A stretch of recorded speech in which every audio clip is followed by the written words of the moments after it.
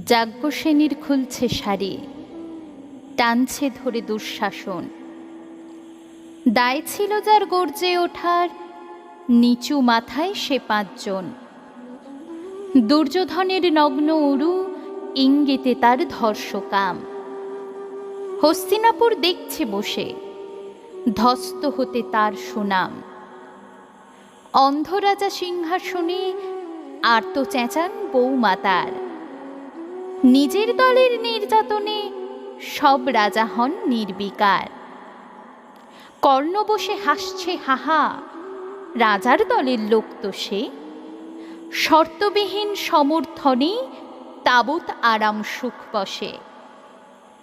ভীষ্ম দ্রোণ কৃপ নীরব, সরকারি লোক হাজার হোক, রাজার কথাই তোমার কথা, তুমি যখন রাজার লোক। খলশকুনি দেখছে সবই, বস্তুত সে ধ্বংস চায়। ঘরের মাটি লাল হয়ে যাক দেশ বিভাগের যন্ত্রণায়। সুশীল সভায় ঘটছে যখন রাজ অপরাধ জঘন্য, ঠিক তখনই তার বিরোধে চেঁচিয়ে ওঠেন বিকর্ণ। বিকর্ণ নন কেউ কেটা লোক, ১০০ ভাইয়ের একজনা। তেমন করে এর আগে কেউ তার কথাটাই জানত না।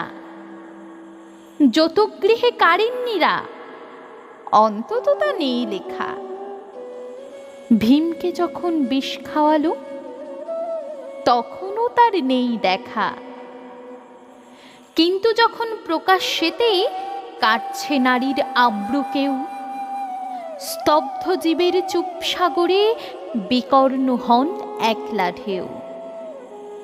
চেঁচিয়ে ওঠেন রাজার কুমার যুবরাজের বিরুদ্ধেই। মহাবলী পাণ্ডবেরও তখন গলায় সে সুর নেই। রাজাও যখন নীরব থেকে সায় দিয়ে যায় ধর্ষণে, ঠিক তখনই সমস্ত যুগ বিকর্ণদের স্বর শোনে। আমরা যারা কিচ্ছুটি নই, একটি মোটে ভোটকে বল, অত্যাচারে সামনে এলে সঙ্গী শুধু চোখের জল। পোষ্যভাবে যাবনা চেবাই, অন্ধ এবং নিকর্ণ। প্রার্থনা থাক আমরা যেন একবার হই বিকর্ণ। মরার আগে হতেই হবে রাজার সভার বিকর্ণ।